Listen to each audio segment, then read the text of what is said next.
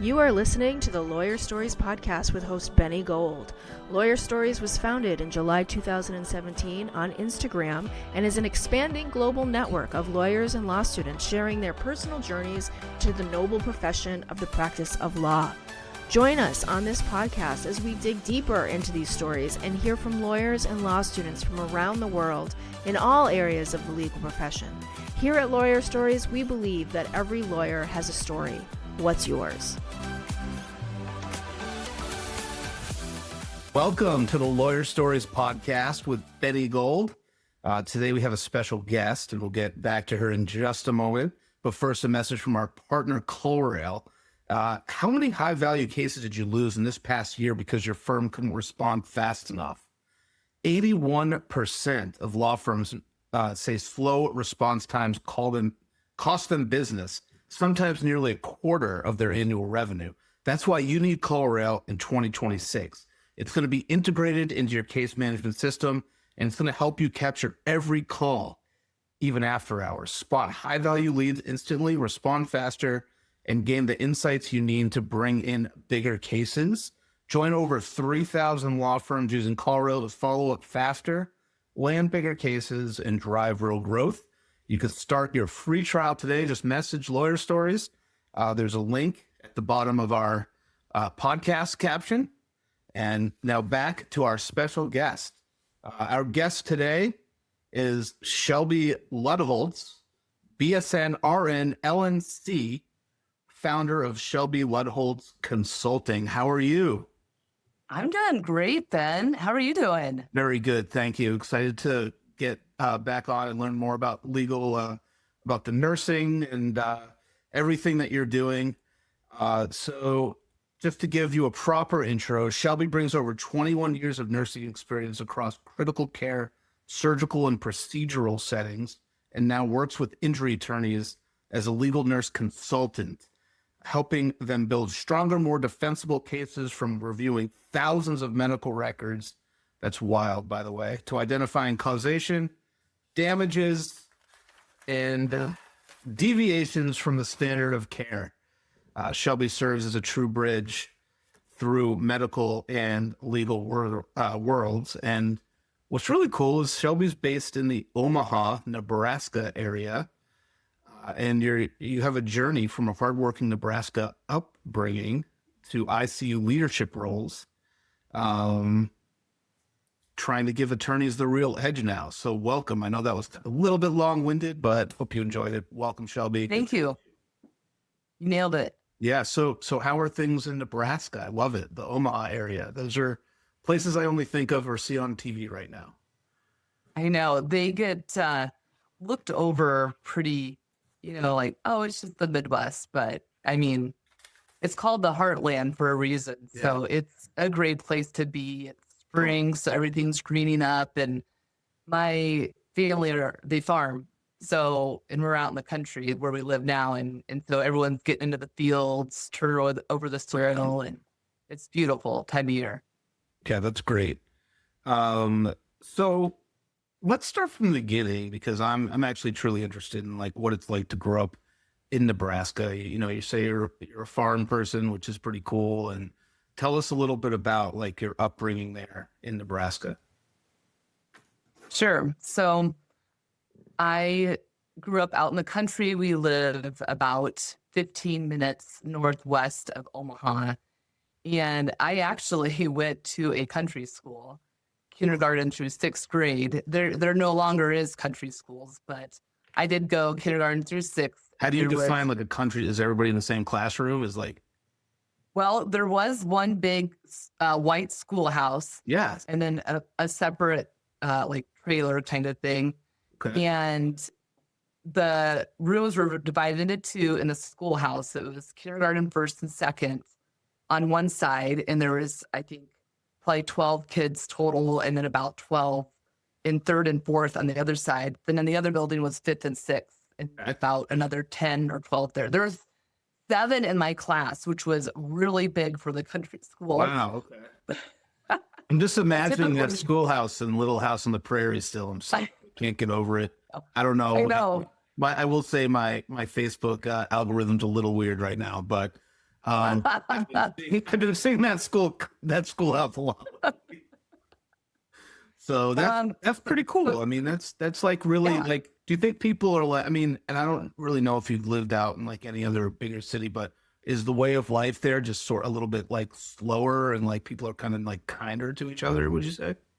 Absolutely. Okay. I would definitely see, they always say Midwest kind, and it's true. I mean, it is true. I mean, there's, pockets of people that are not as nice, but I'd say overall, people are as a people. blanket statement, Yeah. absolutely. Yeah. Absolutely. It's a little slower. We lived in Denver for 12 years, my husband and I, Okay.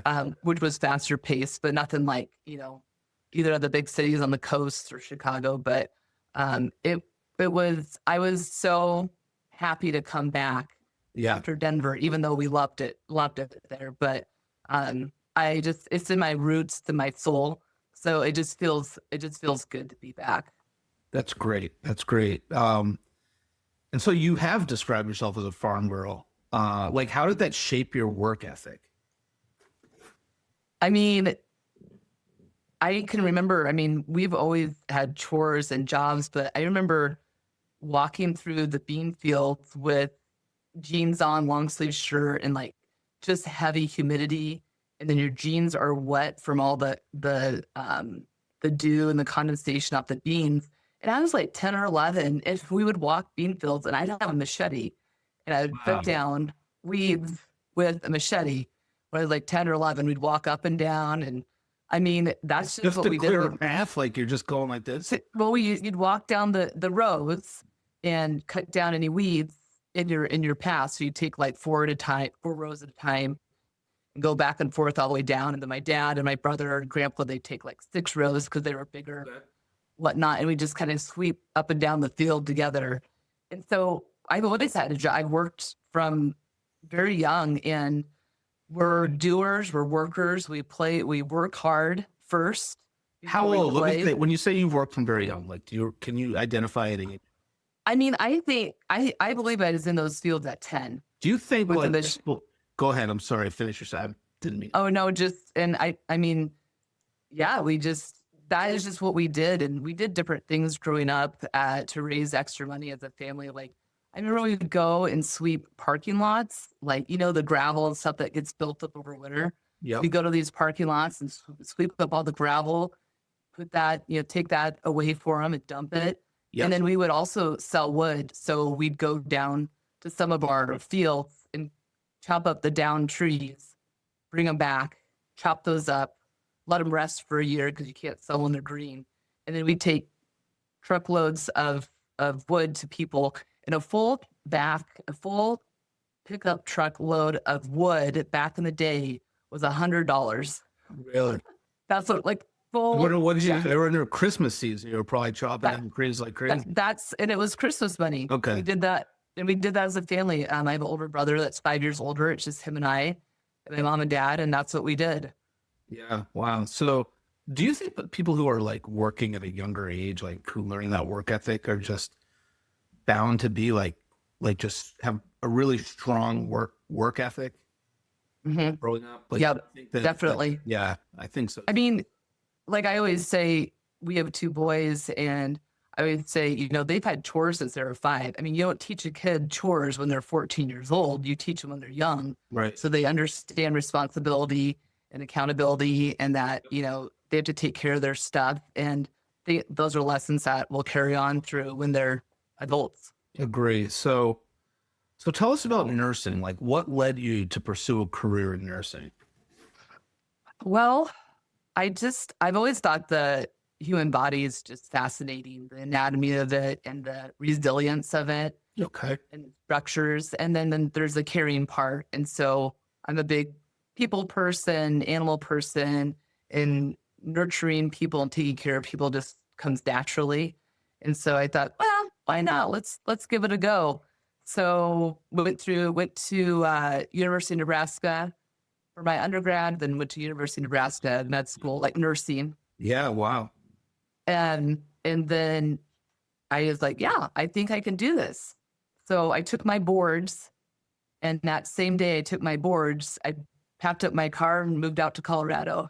Right. You went to Denver. I want to get there, but like, tell us what your experience was for those who don't know at Nebraska, like going to that big old school.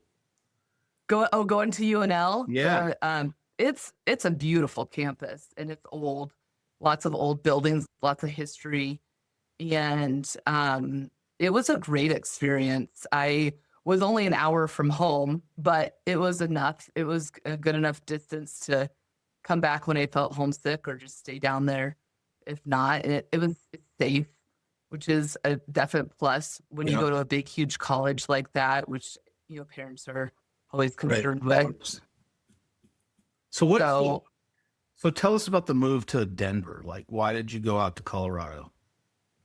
Well, I thought I just was always drawn to the mountains. I'm more of a mountain girl than ocean girl. Okay. And so I just wanted to try out somewhere new, spread my wings, see if I could grow up a little bit more on my own and not having the, fallback net of my parents right there if I needed them. So yeah, like I said, I took my boards, packed up everything in my car, and drove out that same day, praying that I passed them, which I did. But the whole time I just was like, I don't know if I passed my boards. That everything that goes through your mind when you take any kind of exam like that, like for lawyers, doctors, you're just like, did I pass? I don't know. Yeah, no, it's true. So what was your first job? You learned you passed, and then what was your first job? My first job was on a medical surgical floor, but it was also telemetry. So it's a medical surgical floor, which is your basic floor, but oftentimes the hardest floors. And then they add the telemetry, which is the heart monitor on the patient. Okay. So there's some kind of cardiac issue with the patients that were on that floor. So I was there for 2 years. It was a great basis to get all my time management skills done, my basic skills kind of, brought up to par, because you learn a lot in nursing school, just like when you go to law school, but you learn on the job, right? You really learn what you're doing on the job, not just in school with a book. So yeah, I did that for 2 years, and then I decided I wanted to do the float pool. So the float pool is going to a whole bunch of different units. So I was trained in about 12 different units. Yep. And you call in the morning, you say, "Hi, it's Shelby." And the house supervisor says, "Okay, you're on orthopedics today." So, Really? Okay. And then the next day it'd be something different. Or from 7 to 11, I'd be on one unit. From 11 to 3, I'd be on a different unit. 3 to 7, I'd be on a different unit. What kind of wasn't very often. So I know you did cardiology floor, and then you were like the float nurse. Like what kind of things were you doing as you went into each patient's room? I mean, going to cardiology is that's a serious thing, right? I mean, you're nursing school, and you're monitoring people's heart, I guess. I don't know. And yeah. So what are some of the things you did as to the patients as a cardiology person and a float nurse? So cardiology, you would go in and do your assessment. They would have a cardiac unit on, so you'd print off a strip of their rhythm, and then there's different parts of that rhythm that you measure out. And back when I started, we had something called calipers, so you had to measure it out manually. Now you have computers that can measure it out for you automatically, but it was a good trait to learn how to do. So you do exactly what you're looking for, and you knew your rhythms very well, which has been invaluable, really, to get that down pat right away. So you do assessments. We had different patients. We had patients post cardiac catheterization, a couple of days post bypass surgery. I mean, we'd have people with hypertension crisis, which their blood pressure would be super high. We'd be monitoring that. Because it's funny, when I look back now, a lot of these patients that we took care of on this telemetry unit are patients now that they probably put on a progressive care unit, which is between intensive care and telemetry. So we took care of a lot of the higher acuity patients at that time than maybe what they would do now, but it's still a busy floor, and it's a very demanding floor, a medical surgical telemetry floor for nurses in general. It's very busy. And then float pool, like I said, so I'd go to an orthopedic floor and we'd take care of patients that had post-knee replacements, hip replacements, different things like that. Or I would work in pre-op and post-op, and I'd get patients ready for surgery and then after surgery. And then I would even go to this eye surgery center, which was off campus, and I'd get patients ready before and after for eye surgery. So it just depended on where I went. I mean, I went to, I did interventional radiology, ER. You did like, okay, so like, let me stop you. So they must have had to like, be like, okay, this young lady is smart, obviously, like she has a lot of skills. Like we're going to put her as like a floating nurse, like, so she can like handle all these different things. Right. I mean, you got to be pretty skilled to like be doing all these things.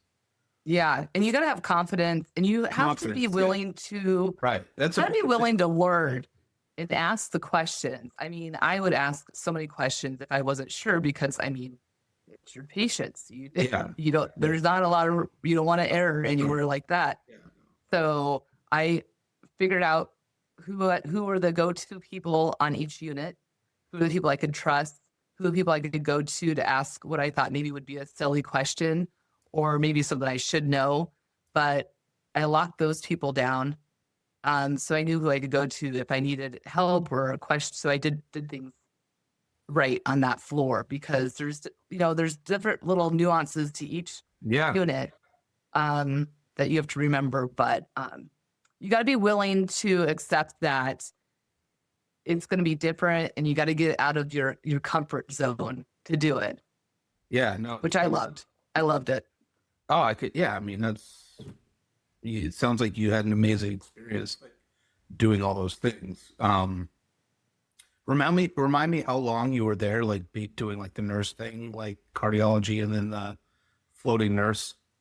Yeah. So I was on the telemetry unit for 2 years, float pool for about 4 years. And then I did ICU for about 4 years. Okay. And then, but in between float pool and ICU, I thought I'd go a little bit rogue and do I was a nurse liaison. Nice. For a long-term acute care facility. So long, ICU or no? So the nurse liaison position was something that I was not connected to the hospital I worked with. Okay. It was through a separate, so an LTAC is a long-term acute care facility, and it takes patients that are going to be on the vent longer than expected, like someone that's stable in the ICU but needs a little bit more time on the vent, or someone that's stable that has like a massive wound that needs to be cared for in an inpatient setting. So I would travel to different ICUs and hospitals around Denver and assess patients and try to tell families why our place, what our place could do for them. It's amazing. Then I'd help facilitate the transfer. That's interesting. So you were helping them say what your place. Say that last line.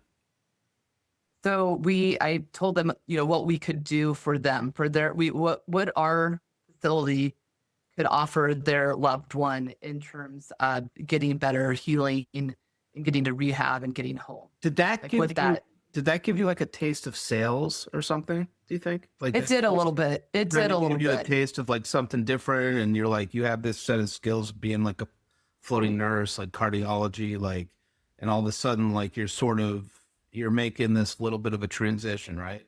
You like kind of see exactly, like so, exactly, but I did not like it. I hated it. All right, well, there goes my life. Not because it was sales. Yeah. Not because it was sales. It was just I didn't love the place the patients were going to. Okay. I thought it was a little bit different than what I thought when I started. And so I thought, I just don't know if I believe in it. So I did like going out and talking to people and doing the sales thing. It just wasn't, I didn't really believe in as much as what I was doing. So then that's what kind of led me over to intensive care unit. Okay. I So you're thought in the intensive I care could, unit and you were like, you held leadership roles there. So like, tell us what that taught you about like the responsibilities, like what did that, how did you come away from that? sure. Yeah, being lead in the ICU is a big role. You have to be a good resource for your peers. You have to be available. You have to be able to make quick decisions and lead them. You got to be able to respond to codes and get the right people in there. I mean, there's lots of things that go into it: staffing, um, timing of helping people down with their patient down to CAT scan or X-ray. Just it's lots of different. You wear many hats as a lead, and it was fun. I enjoyed that too. It became tricky when you're a lead, and then you also had patients, which became more and more. And I think that's kind of the standard as it is, unfortunately now. Like be making all the decisions for everybody else, but then maintaining your caseload, right? Yeah, and then having your own patient, which, like I said, I think is somewhat the norm anymore because it's just the shortage of nursing. Well, I feel like I mean, even just talking to you for a little while here, I feel like you're like the type of person that people could depend on for that. Like you're like the type of, you have that about you. Like people, like the nurses and all the staff would probably like depend on your judgment with those things. You know what I mean? Yeah. So, but the real question is, have you ever heard the song Night Nurse by Gregory Isaacs? Sorry, I just thought of that. Like when I was talking about there's this reggae song. I think I want to listen to it. I should. Well, it's this reggae. It's this reggae song. Listen to it with your husband. It's called Night Nurse. I'm sorry to even bring it up. Okay, but I do want to transition now into like legal consulting. So, tell us like how you even got the idea to get into like legal nurse consulting. Sure. Well, we moved back to Nebraska. I worked at Nebraska Medicine. It's a level 1 trauma center. It's a huge organization. And it was great because, I mean, you take care of the sickest of the sick patients there. So it was another great opportunity to take care of high acuity patients and learn through experience different ways of treating them. And then I went out to a procedural center where we did upper and lower GI scopes, like endoscopies, colonoscopies. Nice. And then pain procedures. And it was a wonderful job. Wonderful. It was closer to home. The doctors were great. Staff, manager, hours, everything was like a perfect little bow. And if I would have been like 10, even 15 years older, I would have just rode it out into the sunset. But the fact of the matter is, I was not stimulated at all mentally. I felt like my brain cells were slowly dying. Yeah. And it stunk because, like I said, it was just a great setup. But I wanted to do something where I could use my experience over the years in a meaningful way. And so I'd always heard about legal nurse consulting. I had known someone that had done it, and I thought, I don't know if I can do that. So I did a bunch of research on it. I found a mentorship program. Oh, nice. In the mentorship program, they teach you how to be a legal nurse consultant, how to start your business, run your business, how to market. And I mean, it's crazy because as a nurse, you typically don't use a lot of computer programs because you use the programs a hospital has, but not like Google Docs and things like that. So when I did this, the technology curve was, I had to learn a lot of different things, which I'm so grateful for now because I feel so much more versatile. But so that was also a learning curve when I went through the mentorship program. Right. So they had like success coaches that they're legal nurse consultants that you could talk to and go over practice cases and things like that. And I loved it. I was like, this is great. And so about 9 months from when I started the mentorship program, it was a 4-month-long program. About 9 months from when I started is when I left my job at the bedside, permanently. Okay. So November 15th of 2024 is my Independence Day. Nice. November 15th. Yeah. Very good. So, so I've been doing this full time since then, and I love it. It's great.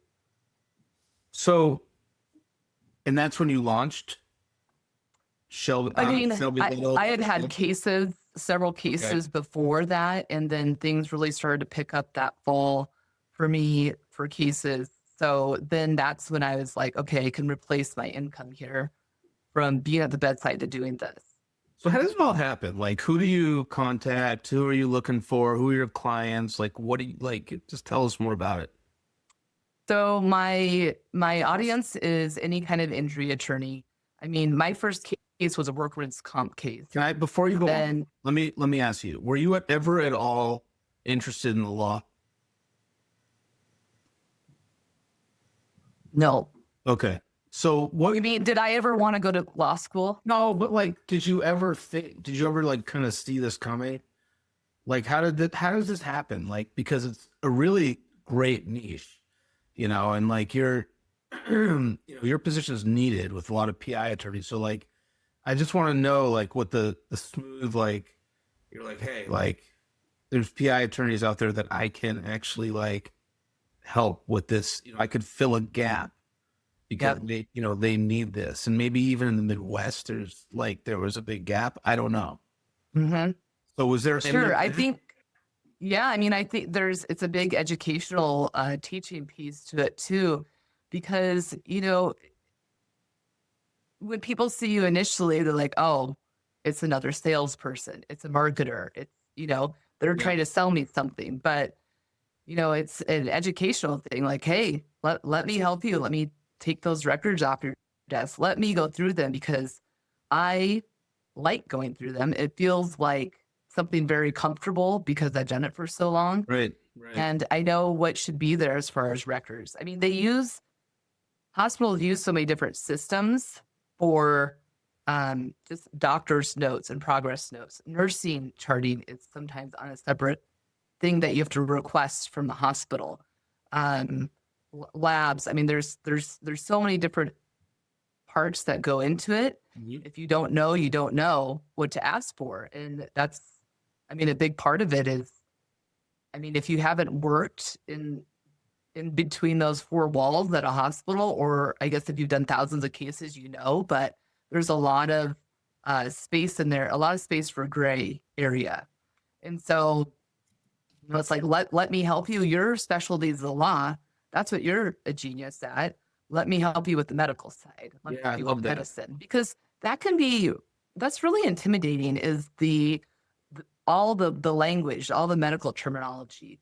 I mean, there's so many different things. And sometimes, in depositions or experts, they'll want to really get deep into the medicine, and that can be intimidating for attorneys, not because they're not smart, because I have utmost respect for attorneys because I think they're brilliant, but it's that fine line where you can only hold so much in.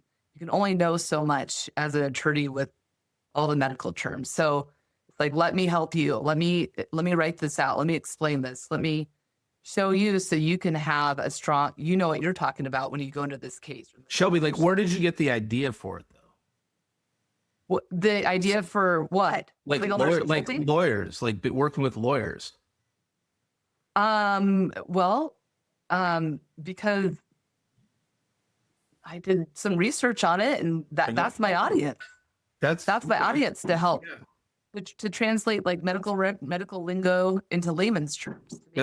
Make that bridge, fill that gap, fill that need. And that's what entrepreneurs do. I love that. So tell us what how you got your first files, and like what you did to get them. Like, was it somebody you reached out to and said, hey, I'm Shelby, like this is what I do, like, and then started to tell us about a case, and then I cut you off. But tell me about that, like how you got your first case.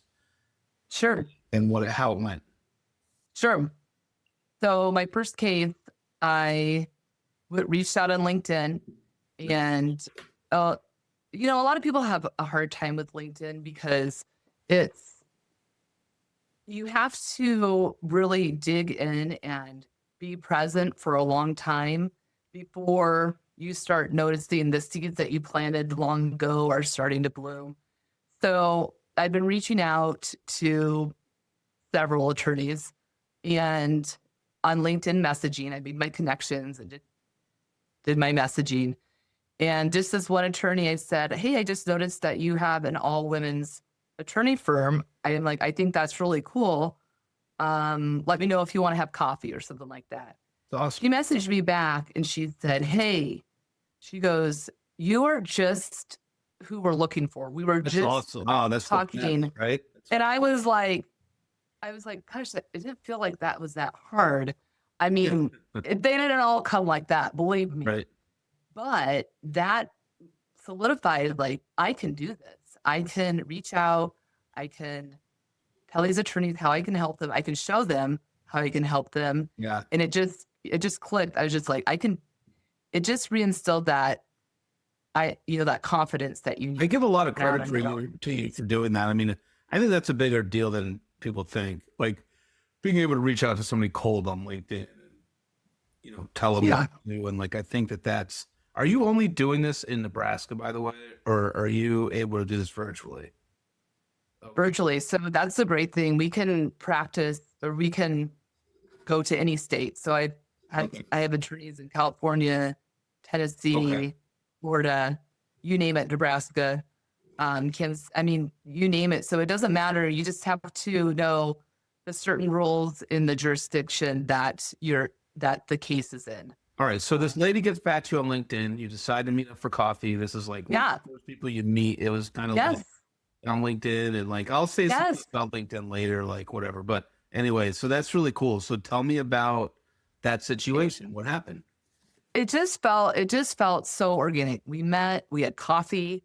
We're about the same age. We're both boy moms. We just had a lot in common. She was really friendly because, I mean, lawyers can be intimidating because, I mean, they can be. They're very smart, very well spoken. Yeah.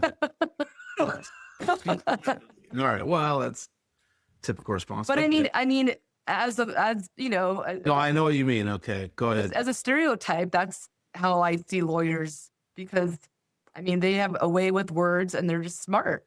And so she was very down to earth and very easy to talk to, and so it just made it seamless. It just felt easy. Like, okay, we had coffee. She started talking about the case right away. She goes, okay, this is what happened, and this is what's going down. What do you think? And I'm like, oh my gosh. Do you think that was like an interview, like sort of like a on the site interview, or like had she been a lawyer for a while, or like was she just like, let me test this woman with her like medical acumen, right here in freaking Dunkin' Donuts. Actually, you probably don't have a Dunkin' out there in like Nebraska. We do, but no, it was not Dunkin'. And she had been a lawyer. Yes, she'd been a lawyer for, I would say, at least 15 years. She's a partner now, but she said, okay, this is the case I've got. She's like, I have 5 cases this month. I literally don't have time to go through all these records and figure out what's going on here, where the truth is, if this is a case or not. And it ended up, I'm like, so-and-so, this is not a case. This is not a case. This is why. And she's like, oh, okay. She's like, okay, I was wondering, and that's why I needed you. I didn't know, nor did she have the time or staff to help her with that piece of it. And you were honest about it too. Like you were just. Yeah. I wish it would have been, but I think that's another thing. They want you to be honest. They're not paying you for what you want them to hear. Well, yeah, I mean, it's not like you're gonna get a legal fee. So either way, like you got to just kind of tell them how it is, right? Mm-hmm. I think that time from going forward with the case, essentially. If 100%, if it's not something that really can be actionable. Time, money, and then they can have a educated conversation with their client, saying these are the reasons why this can't be a case. And this is the reasons why it won't work. Right. And so I think it helps the attorney with closure to the case and the client, because that's what clients want. They want answers. They want to know. It's all of these questions they have. Why did this happen? Why, what, why and when and how. And so I think, it's good for them to know, okay, this is a case. And then I explained how, and they say, okay, great. Yeah. Time, money saved, done. Yeah, no, totally. So, Shelby, how do you explain your role to attorneys who may not fully understand what you do? It's a loaded question. I mean, because I feel that sometimes there's so many things I can do. It's hard to pick one, but I basically am there to be that translator of medical records into simple language. How simple can we make this? These are the things that went wrong in this case. These are the standards of care that weren't followed. This is where the negligence went. This is where the policies and procedures that weren't followed. Wow. And then I help them by saying, this is who you should depose. These are the missing records that are not in this case.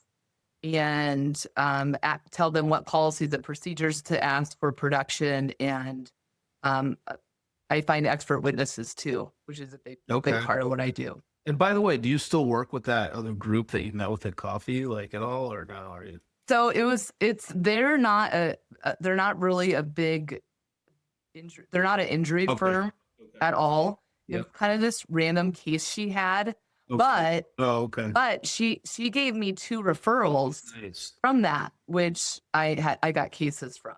That's great. So, so then it's a word of mouth thing. She helped me. This was great. Here's 2 names. So then I reached out to them and did cases for them. That's awesome. Okay. So you're moving right along with your biz, you were. So then what was the next thing you kind of came into after that? That was sort of at the beginning, you're whoa, it's amazing. What do you remember the next thing that happened, or the first firm you really sort of got in? Yeah. Yep. So then I started doing this marketing thing that I'm not sure if I should say or not, because it's kind of my little secret. But yeah, you don't have to sell us. No, and so I just started doing this thing, reaching out to attorneys in a more personal way. That's, it's not just a typed email behind, there's no personality behind the email. So I feel reaching out to people and, saying, hey, this is me. I'm not just, someone behind the computer. I'm a real person and I care and I can do good things for you. So I started doing that, and then people started reaching back yeah, I've got a case for you. I've got a case. And then I had a firm that before I even finished the first case for the one attorney, he referred me to three of his other attorneys in that same firm. So I think reaching out and being authentic and being yourself is number one when you're trying to, gain the trust. It's a trust thing. Attorneys take these cases and hold them close, just like nurses do with their patients. I can remember taking care of patients for 12 hours in the ICU, and I have them just the way I want them and all the details. And I remember passing them on to the night nurse and going through everything with them, and just thinking, I hope the next day when I come back, if things didn't go downhill. It's the same thing with attorneys with their cases. It's very important. They take it very seriously, and it's hard to let the control a little bit go away from them and having someone else step in, because it's their livelihood. It's someone else's livelihood. It's their reputation. It's their credibility. It's so many things. So I think reaching out and being honest and being who you are is the key to having them trust you with. Yeah, I love that. That's one of the premises of lawyer stories, honestly. I know it's so different, but I understand what you're saying with that. I get that. And I agree with you 100%. Just to shift gears a little bit, what's your experience with expert witnesses? Sure. It's something that I've started doing a great deal more in these past, I'd say, 6 months or more. And there's a huge gap there finding credible expert witnesses. So I'll find doctors, nurses, physical therapists. I found skilled nursing home managers for attorneys. And the the number one priority for attorneys when they're looking for an expert witness is an expert that sticks to their guns. Mm. They're not paying these, just because this person is an expert doesn't mean that they can carry the case and they know everything that goes along in the legal world. I mean, attorneys want these experts to give them an honest assessment of the case. Right. They're not paying these experts to tell the attorneys what they want to hear. They want to know the truth. And so I think that's something that I have a couple of attorneys that I find witnesses for that they're really, really just a little skittish about because they've been burned. I mean, I had one attorney who he'd been working on a trial for like over 2 years. I can't remember what it is. I think he might have been, it doesn't matter what kind of physician he was, but he said it was 2 weeks before the trial. And he goes, yeah, I can't support this case anymore. Wow. And the attorney's like, what? I mean, you supported the same theory these past 2-3 years. And now, I mean, he's in this pickle 2 weeks before the trial. I mean, he's the same attorney had audio taped a conversation he had with an expert physician about this case, the expert's thoughts and what he thought, how he thought it was going to play out. In the middle of a deposition, flipped. And so the attorney had to impeach him right there. Yeah. He's like, you just totally flipped on me. And I think what it comes down to is who's going to hold up under pressure. Right. I mean, just because they're credible on paper doesn't mean they're going to be able to hold up under pressure. And that's an unforeseen risk, sort of. I mean, it is. That's an unforeseen risk. And so I have a system in place now where I can help prevent those risks. Okay. You've got to be credible and you've got to be able to stand up on the stand, and you can't have one without the other. You'll lose your case. So someone like me with an industry knowledge, I can spot crucial nuances that reveal credibility and impact the case, often like within seconds. Yeah. So, expert witnesses, it's a tricky thing too. So how important is professionalism for expert witnesses? I mean, that's a really big thing too. I mean, just because you go to a prestigious medical school or a prestigious college, and you have all these initials behind your name, does that translate? Are you arrogant? Are you a know-it-all? Being tactful is being professional. So I agree. How are you gonna be in front of a jury? Because statistically, when juries are overwhelmed with the medicine, they typically err on the side of the doctor. So they need to be able to present a case, keep it super simple, and take the complexity out of it.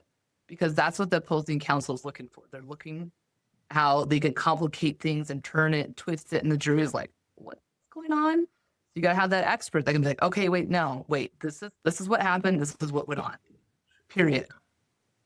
So how would you say the lack of effective communication between attorneys and expert witnesses impact cases outcomes? Well, so that's another thing that I believe that there's a gap in right now is there's the support staff, paralegals, and firms. They're so busy with different duties just within the firm. And then, there's all these different witnesses and they have to line up these depositions with them. They have to line up the attorney's schedules to talk to them. And so I help prepare, I help fill that gap between the attorneys and the experts. So the legal assistants and the paralegals and whatnot don't have to worry about that piece. So I'm just taking time off their desks and kind of streamlining it for them. Okay. Yeah. So, wow, it's a lot. Like you feel like, I feel like you're like so knowledgeable. How is your practice going today? Like, how do you have like are you working with like one law firm? Do you work with a few law firms? Do people call it? How does it all work? How does your business work? It ebbs and flows. Okay. Is the thing, there's super busy times and there's lower times. So, but I do work with several different firms in several different states, Okay. including Nebraska, and it's one week does not look like the other. So sometimes I'm just trying to get stuff done at the end of the night or the end of the week, getting it done, get it done. Other times I've got time to, take a lunch and do some marketing. And so it just depends, but it's thriving and it's doing great. And I love it. Are you working alone? So that's a good question. I just met some LNCs here in town, and we are cooking up some Nice. ideas to work Right. together and Let's go. and All right. yeah, and work together. So there's a lot of ideas brewing there between us. And there's a conference in Orlando for legal nurse consultants in March. Great. So I met a lot of great people down there, That's just awesome, excellent man. people. You should come to one of So- our events sometimes, honestly. Like I would love to. I'll tell you I would love to. after when we're offline, but yeah, for sure. Yeah. Go ahead. Sorry, what were you saying? No, and just so I've met from that conference there I have formed like friendships with several different LNCs where we're also cooking up some different thoughts and Nice. ideas on how to collaborate. Let's go. So it was a great meeting of the minds, like minds, people that want to work hard, people that want to help. And so it just, birds of a feather sometimes flock together. There you go. All right. So how does hiring you give an attorney an advantage, like a PI attorney advantage? Like they got all these documents coming in from like everywhere. Like, what's the story? Yeah. Why does I mean, attorneys live in a very competitive world. yeah. So, I mean, that means every single person that touches their case, I mean, most importantly, expert witnesses, they have a direct impact on their reputation, credibility, and really how much people are willing to pay to represent them. So I enhance case outcome. I reduce the risk of surprise. Attorneys do not like surprises. I mean, really don't like surprises. So reduce that, enhance the credibility of the attorney. Every case improves your reputation and credibility as an attorney. And like I tell my son, who's a basketball player, I said, you're only as good as your last basketball game. Yeah. And same with attorneys, you're only as good as your last case. So what's your future identity worth in the cost of not having me? In the cost of not having me. So Shelby, like, what are you identifying that like in a case that others might be overlooking? Well, that is a broad question. When it comes to the documents and everything, like what, Well, depending on the case, pinpointing the point where things went awry and how they went awry and how you can prove that. How you can make that stand up in court and what documents and policies and people you can use to back that up. So are you sort of talking about like the causation and that sort of thing? Yep. How do you help attorneys better establish the causation and damages? Because we all know that that's a big piece of negligence, right? So that we're elements of negligence. Yep.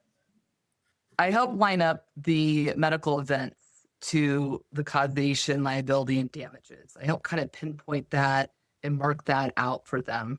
But also, like I said before, finding expert witnesses, you got to have credible expert witnesses. You can do all this work. You can have all this laid out in a pretty little package with a bow. But if you don't have someone that can articulate that and stand up behind that, you've got nothing. So I think it takes a lot of different elements that you need to help these attorneys and help them see that from my point of view, from the medicine side. So what's the first thing you do when they're like, hey, here are the medical documents. By the way, there's 1,000 of them. Like what they give you like a box and you're carrying them out of the law firm, like, and you take them home and you just like drop them on your desk. Like, what do you do? Like, what's the procedure there?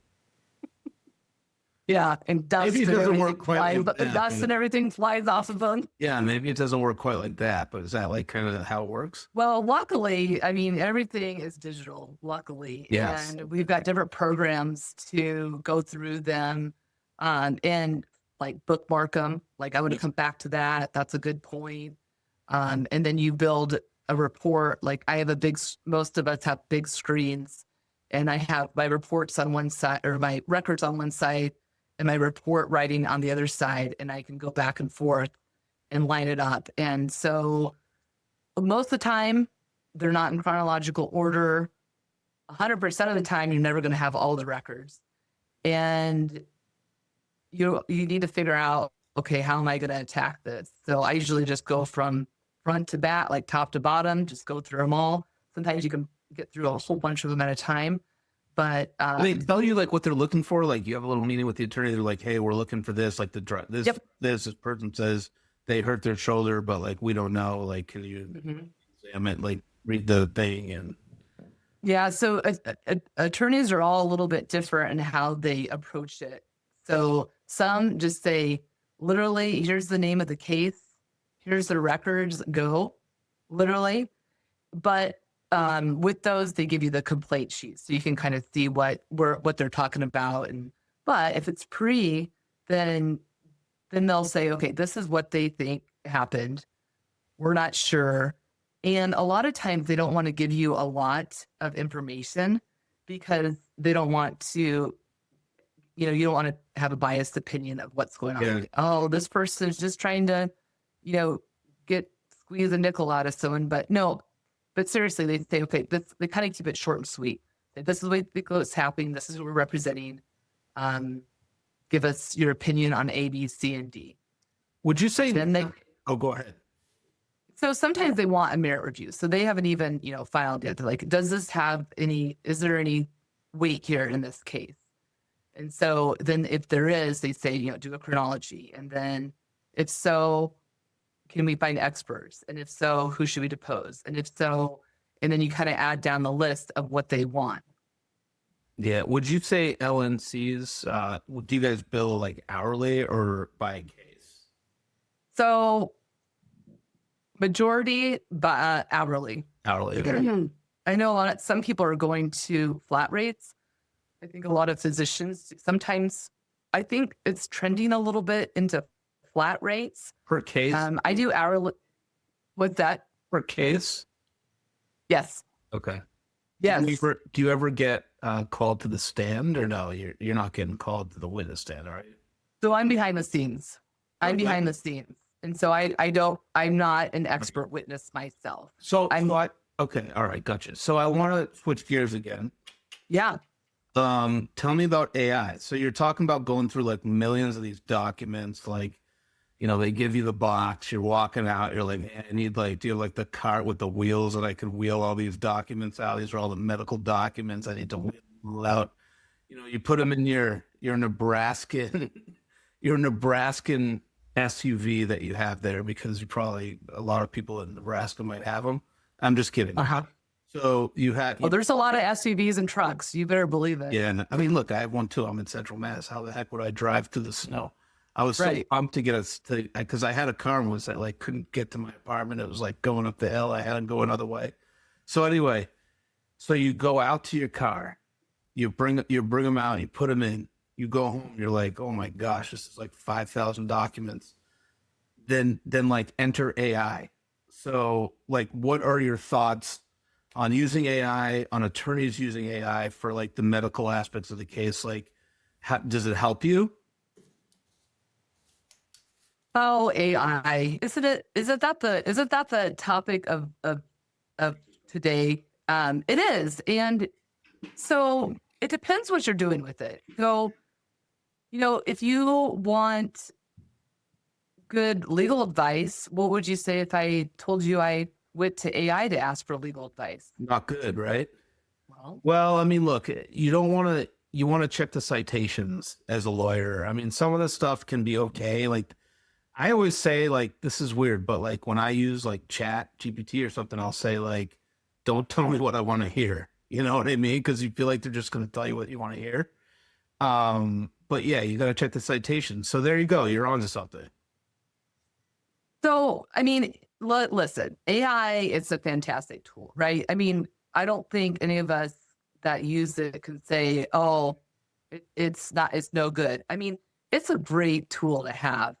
And there's so many different AI programs right now that they're developing, that they're trying to use for these medical chronologies, merit reviews, life care plans. And I have talked to so many people that have tried them out. I have tried some out myself. Right. And there are some pros to a lot of it, but there's more cons. And so it needs that human touch. It definitely needs, okay, for instance, I went through a chronology that was produced by AI for an attorney. It said, hey, can you go through this? I'm not sure it's the case. I'm like, sure, I'll go through it and check it. And so it was this kid who had abdominal surgery. He had this elevated lab. It was a lactic acid, and it had been trending down for a couple of days. Right. Well, the last day that they drew, because they just did serial, so they just did it for 3 days, and then the order was done. And so that last lab that was drawn was never reported to the physician, and it was still elevated critically. Okay. And so he was having all this pain, and they just couldn't figure out why. Well, they retook this lab again like 3 days later, and it was, I'd never seen a number that high. It was a lactic acid of 108. I'd never had seen that. But so the AI did the right thing by kind of putting like it in order, but it didn't connect the dots. Like it didn't say, oh, this is a critical, like it just didn't tell the story a way a person would reading through it with that medical background. Okay. So it missed the mark. I mean, he almost turned down this case. So it's just, if you don't understand the nuances of like the medical industry and the different charting systems within the hospital or the sequence of events and why, then how are you going to know what AI is missing, or how are you going to know what to ask AI? That's good. So, go ahead. Sorry. No, I was just going to say, I think it's a great tool. And I have called attorneys' offices and like, oh no, we don't use nurses anymore. We're just using AI for all of that, which is kind of horrifying a little bit, because it's like, okay, well, who's checking your AI chronology? There has to be someone checking it still that has a leg up in the medical field. No, I mean, that's just by the context of your response. Like, you could tell you don't rely like solely on. I think that's like a good thing. Because I feel like like people who are reviewing documents for like some purpose could just kind of be like, hey, check this out. Like, put this in order. I mean, I've done it. You know what I'm saying? Like, no. So I think that's like an important response. I have a friend who's doing a webinar tomorrow on AI systems. So I'm curious to see what she and her panel says about it and what they found is credible and not, and like what needs work tweaking and what's working for them. So yeah. I mean, it's just gonna continue to improve, but you're still gonna need that human touch. And I would debate that till the cows come home, if someone says differently. Well, it is Nebraska, so. Not even out of them. All right, so how important is it to identify deviations from the standard of care early in your cases? I mean, that's the whole thing, was there negligence? Did they act as they should have in this situation, as in their scope of practice? I mean, that's the whole basis of it. Like, I mean, it's funny. I literally just read 3 pages that were sent to me from a chart, from a record where I said, hey, these notes are missing. And it gave the layout of these nurses leaving this patient alone in the bathroom. And I mean, she had just had a baby. They had pulled her epidural, and you never let them alone for the first, I believe, 12 hours. I need to double check with my labor and delivery expert nurse. And they left her alone, and she fell and broke her leg in 2 places. I mean, and it clearly said, I left her alone, went out to get this wheelchair, heard some commotion, came back and found that her leg was displaced. Wow. And that's a deviation of a standard of care. You have to stay with the patient after this procedure. Wow. So, I mean, it's key. I mean, it's like one sentence, but that tells the whole story of what happened. Shelby, I feel like you're getting into like the legal thing too. I feel like you like the lawyering stuff. Like you're gonna be watching like lawyer TV shows soon, and like you're I mean, you should do that. And 5 years down the road, you're gonna 2 years you're gonna be matriculated at the Nebraska School of Law or whatever it is. I mean, I'll leave that up to you. I'll leave that to you guys. I've learned quite a bit. It's so interesting, but I'm not a master of it at all. Yeah, no. Well, very intelligent. So what role does organizing and summarizing medical records play in winning a case? I mean, it just goes back to laying everything out in a simplified form to tell the story. This is what happened, and this is what should have happened, and keeping it simple and to the point so it's clear that negligence happened. And highlighting, I do hyperlinking to the record. Okay. And I make it like an exhibit. Like, this is your exhibit. This is where it says this in the records. And then I have like my timeline and then my hyperlinks. And then another column, I'll have research articles that back that up. Say, okay, this should have happened, or we asked them to produce their policies and procedures or what have you. Speaking of that, like, do you think, what is it that attorneys miss most of the time with their law firms or paralegals that, L&C can pick up on?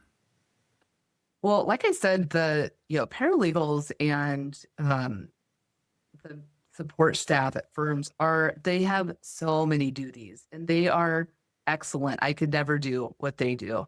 And I have talked to several paralegals, and they're like, I hate going through the medical records, because they'll say to me, they're like, well, I just, I don't always know exactly what I should be picking out. And some are great. Like, some have been doing it for years. They know. The attorneys are like, I trust them with my life, but other ones, they're like, I just, and then they don't have the time. So it's like, I feel bad because they don't have that medical training. And again, not saying that they're not smart, because they are. Yeah. But they just haven't had that experience. Right. No, I get that it. real world life experience. I think it's totally different being in the medical. I mean, I don't even go to the hospital is like, oh, like I get, so I think somebody who's worked shift upon shift and hour upon hour and in different places too, like being a floater. I mean, that's just so important. You bring a lot to the table for attorneys. So tell us how you help attorneys prepare for depositions and trial from a medical standpoint. Well,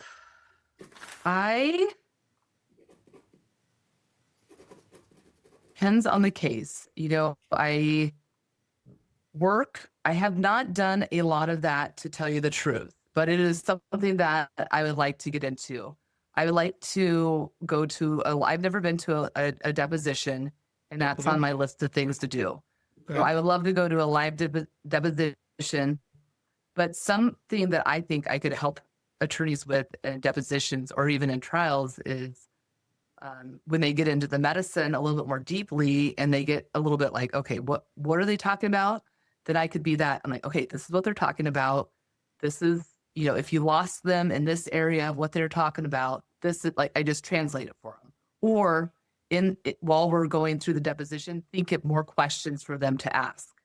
Because sometimes it's like, how they ask them or how they formulate the question, but that they'll just, pick it apart. Right. But that is something that I'd like to get into. So it all goes back to like you're working on the farm, like you guys were working really young and with like the little white schoolhouse, and you guys were all like, doing your thing. And so you referenced tenacity as a defining trait. And I think that what I mean is like that goes back to like when you were a younger kid and like working. How has that shown up in your career as an LNC? That's a good question. Finally, a good one. Oh, I wasn't counting you out yet. oh, thank you. I think, I lost my train of thought. I think that when you do something like this, doubt creeps in a lot. I'm doing good right now. Am I going to be able to keep doing this? I think the ones that are successful stick it out through the hard times.